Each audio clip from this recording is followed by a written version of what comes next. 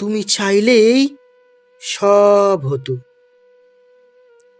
তুমি চাইলেই সব হতো। অল্প কিছু কথা, অল্প কিছু সময়, আর একটু আন্তরিকতা।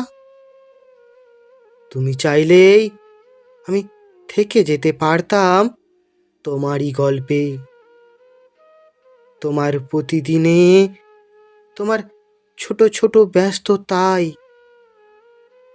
তুমি চাইলেই আমার যত সব অপেক্ষা